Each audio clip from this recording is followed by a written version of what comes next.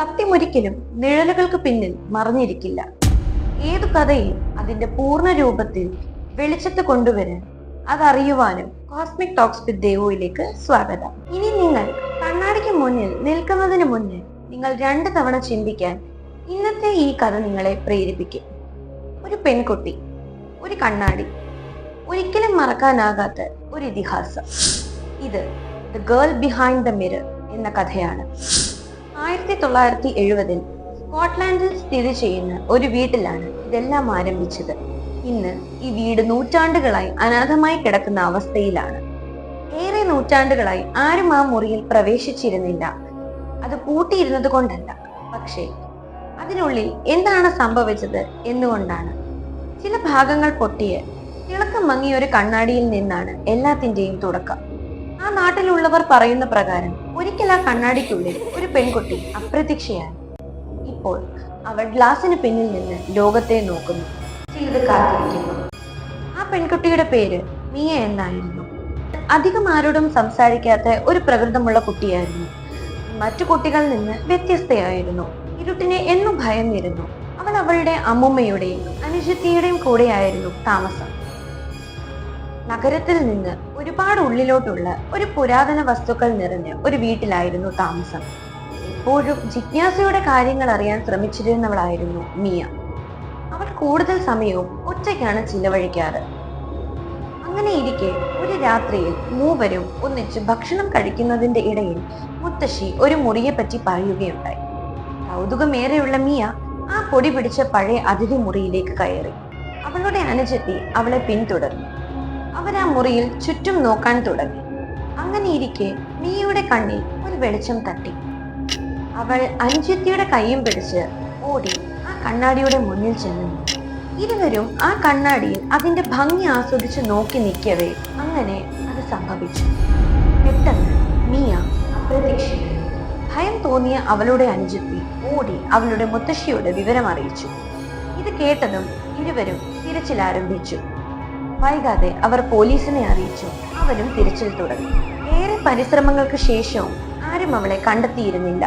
മുത്തശ്ശി ഈ കഥ അറിഞ്ഞതോടുകൂടി ആ കണ്ണാടി എടുത്ത് വീടിന്റെ പുറകിൽ വശത്ത് കൊണ്ടുവച്ചു. പക്ഷേ ഏതാനും ആഴ്ചകൾ കഴിഞ്ഞപ്പോൾ ആരോ എന്തോ വിചിത്രമായ എന്തോ ശ്രദ്ധിച്ചു. ആ കണ്ണാടിയിൽ നേരിയ തോതിൽ ഒരു മുഖമുണ്ടായിരുന്നു. മറ്റാരുടെയുമല്ല, അത് മിയയുടെ മുഖമായിരുന്നു. പക്ഷേ അവൾ ആ വീട്ടിലോ ഗ്രാമത്തിലോ ഉണ്ടായിരുന്നില്ല. ആ കണ്ണാടിയിൽ നേരിട്ട് നോക്കാത്തപ്പോൾ മാത്രമേ മറ്റുള്ളവർക്ക് അത് കാണാൻ കഴിയൂ. ചില വശത്തു നിന്ന് അല്ലെങ്കിൽ വെളിച്ചം കൃത്യമായി മിന്നുമ്പോൾ അവൾ അവിടെ ഉണ്ടായിരുന്നു. ആ കണ്ണാടിക്കുള്ളിൽ ചിരിച്ച മുഖവുമായി എല്ലാവരെയും നോക്കി. ആ കണ്ണാടിയിൽ കണ്ടത് വെറും ഒരു പ്രതിഫലനമല്ലെന്ന് അവർക്ക് മനസ്സിലായി. അതൊരു വാതിലായിരുന്നു. ചുരുക്കി പറഞ്ഞാൽ ഒരു കെണി. നീ ദീർഘനേരം കണ്ണാടിയിൽ നോക്കിയാൽ അവൾ നിന്നെ നോക്കും, പിന്നീട് ചിരിക്കും. നീ പുറം തിരിഞ്ഞാൽ അവൾക്ക് നിങ്ങളിലേക്ക് എത്താൻ കഴിയും.